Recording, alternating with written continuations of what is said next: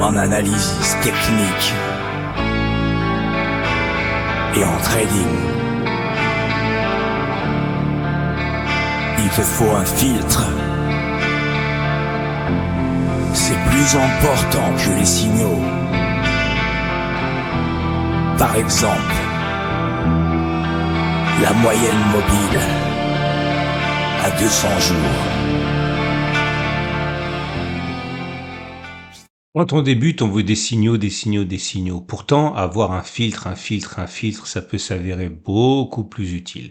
On va voir ça dans cette vidéo qui pourrait bien être un déclencheur pour vous. Salut, c'est Trado, content de vous retrouver pour la mise à jour de l'analyse technique du CAC 40 avec une nouvelle séance plutôt indécise, puisqu'on a passé une bonne partie de la séance dans le vert avec au compteur au meilleur de la séance 0,4%, 0,5%, avant finalement de terminer en territoire négatif. Alors, les plus observateurs remarqueront qu'il y a ici ce qu'on appelle un avalement baissier, c'est-à-dire un corps vert avalé par un corps rouge. Les mèches ne comptent pas. Comme son nom l'indique, ça a une réputation baissière, les avalements baissiers. Et regardez ici, vous en avez eu un ici, là, corps vert, corps rouge qui n'a pas donné grand-chose. Vous en avez eu un autre ici. Ok, bon, ça se joue pas à grand chose, mais le corps rouge avale bien le corps vert qui derrière a donné des résultats qui étaient un petit peu plus intéressants. Alors, je préfère le dire tout de suite. Si j'ai un conseil à vous donner par rapport à ça, regardez ici un avalement baissier qui n'a absolument rien donné. Alors, les chandeliers japonais, c'est pas mal, c'est pas la question, c'est même très bien, c'est du price action. Néanmoins, si vous débutez, je vous encourage vraiment à privilégier les signaux de chandeliers japonais qui apparaissent sur des zones significatives d'intérêt. Clairement, c'est un signal baissier, mais c'est un signal baissier qui aura tendance à fonctionner beaucoup mieux lorsqu'il apparaîtra sur une zone de résistance, comme une façon d'acter finalement les difficultés qu'au milieu de nulle part comme ça.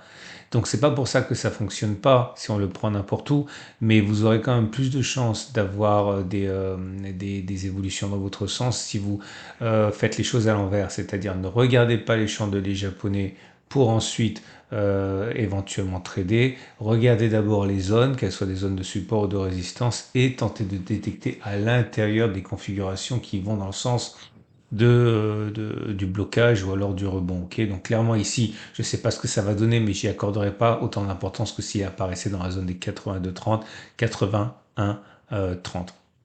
En tout cas, pendant ce temps, les bougies Ekinashi sont positives. Alors, c'est pas non plus grandiose, mais ça reste quand même vert.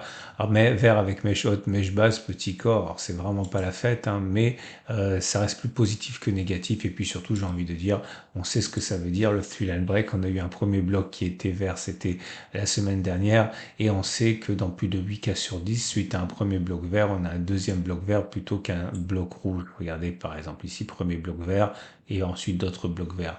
Et il est rare, très très rare, d'avoir un bloc vert et puis ensuite un bloc rouge juste après. Ok, donc tout ça me laisse quand même l'idée que ça devrait continuer de monter, et ça tombe bien parce que la résistance est quand même assez loin, donc on peut envisager de grappiller quelques dixièmes de pourcent, voire 1 ou 2%, si on regarde l'extrême limite de la zone, voilà, ça veut dire à 2%.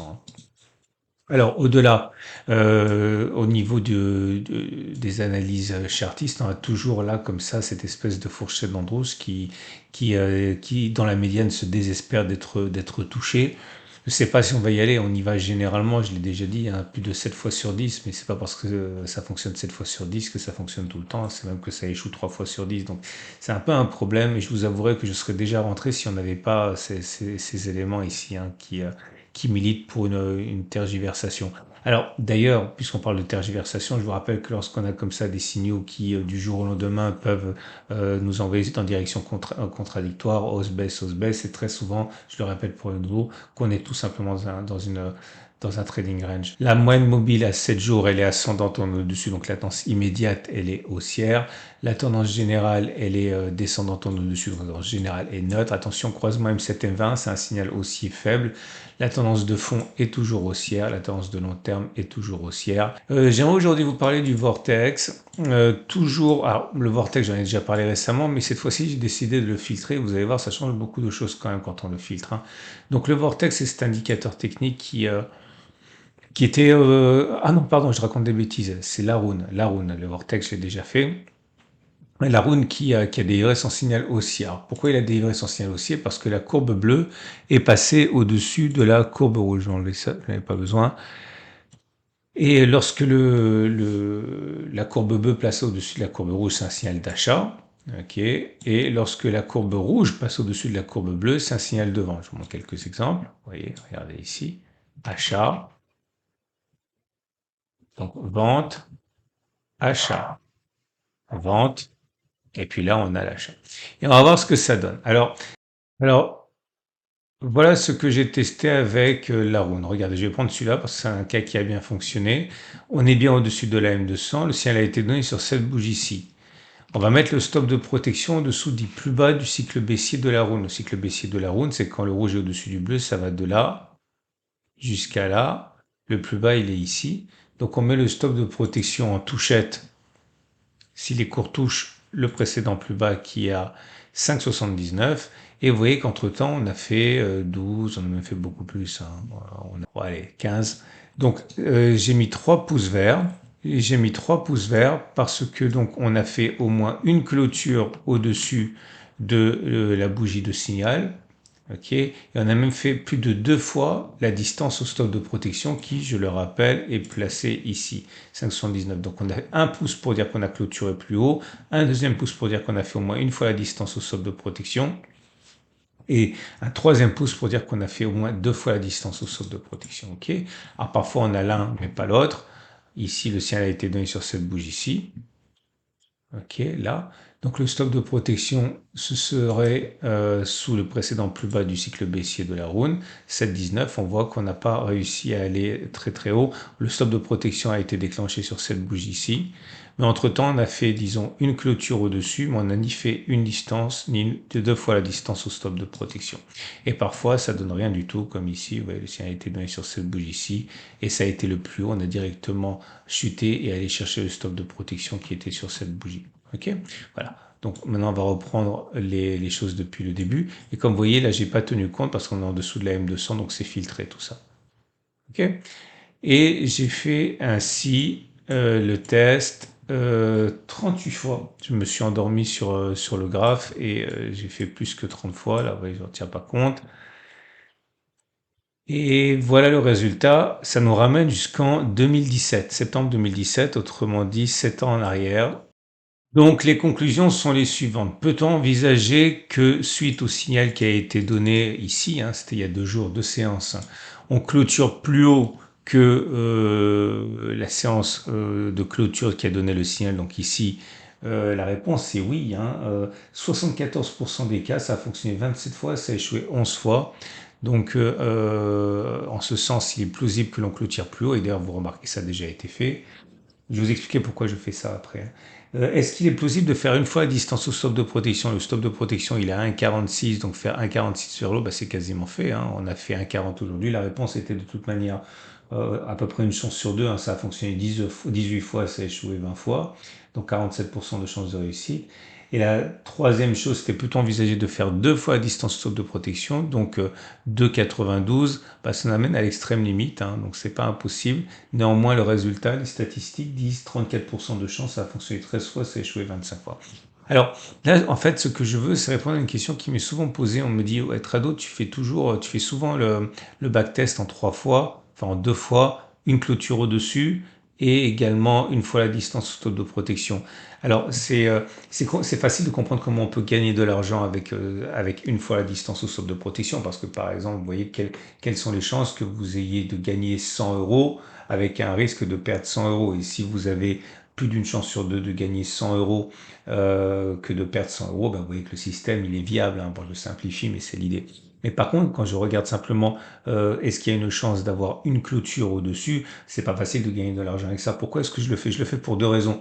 La première des raisons, c'est que si vous êtes déjà entré en position pour une autre raison, et que vous demandez si la hausse elle est terminée, eh bien ça vous permet d'envisager que la hausse ne soit pas terminée et que derrière vous pouvez encore laisser traîner votre trade. La deuxième chose, c'est dans le sens inverse, si vous avez prévu de spéculer à la baisse, eh bien sachez que si vous avez encore plus d'une chance sur deux de continuer de monter, comme c'est le cas ici, eh bien, il faut peut-être attendre avant de spéculer à la baisse. Ou alors au moins, il faut mettre un stop de protection qui prenne une marge de manœuvre de telle manière que vous ne soyez pas tapé tout de suite, même si ça monte, ce qui est plausible.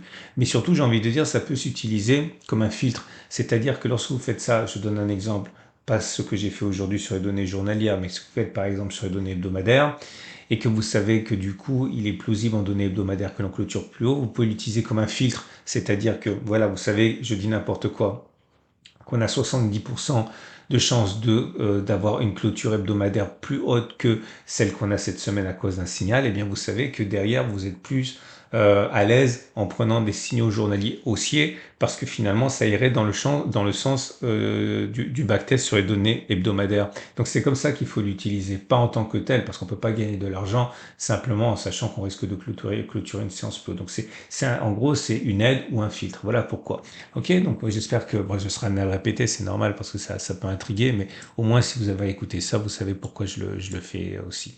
Voilà, on va terminer avec les trades du jour, j'ai rien d'autre à vous signaler. Votre rendez-vous avec IG. IG, bien plus que du trading. Une équipe d'experts à vos côtés.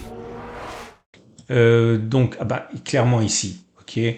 Si vous avez un biais qui est haussier, eh bien, acheter maintenant, moi ça me semble difficile. Hein. C'est pas que c'est impossible, mais on est au contact d'une résistance, c'est-à-dire que les forces vendeuses vont se déclencher ici. Vous risquez de les prendre dans la figure. Donc, je serais plutôt, eh bien, favorable à attendre que ça revienne sur la zone ici. C'est ce qui s'est produit ici. Hein. Ceux qui ont acheté ici avaient justement cette idée de se laisser quand même de la marge de progression à la hausse. Hein.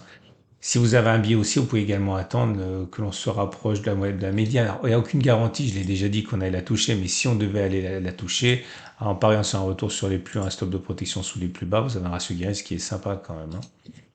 Maintenant, si vous êtes déjà acheteur, vous avez compris qu'il est plausible. Enfin non, j'ai des bêtises parce on a déjà clôturé plus haut. Donc ça sera pour vous pour une prochaine fois pour un autre trade. Et si vous voulez spéculer à la baisse, eh bien tout naturellement, là on se rapproche d'un niveau qui peut être intéressant. Hein. Alors autant attendre qu'on soit dans la zone de support, de résistance. Si vous attendez qu'on soit dans la zone de résistance, vous visez un retour sur le support à minima, voilà, ici, avec un stock de protection au-dessus, vous avez un ratio Guerres qui est supérieur à 2, ça peut être pas mal aussi, enfin, supérieur à 1,5, voilà. Je vous souhaite une excellente journée, vous avez plein de vidéos qui vous attendent du week-end, notamment préparer votre retraite, investir dans l'or, la préparation de la semaine de trading, les cryptos, tout ça, ça vous attend. Je vous rappelle que ce format vous est apporté par mon partenaire et sponsor IG. N'hésitez pas à ouvrir un compte de démonstration pour voir comment ça fonctionne. Les CFD et Turbo 24. Je vous dis à demain pour la mise à jour et vous avez plein de choses qui vous attendent dans l'onglet communauté de ma chaîne YouTube.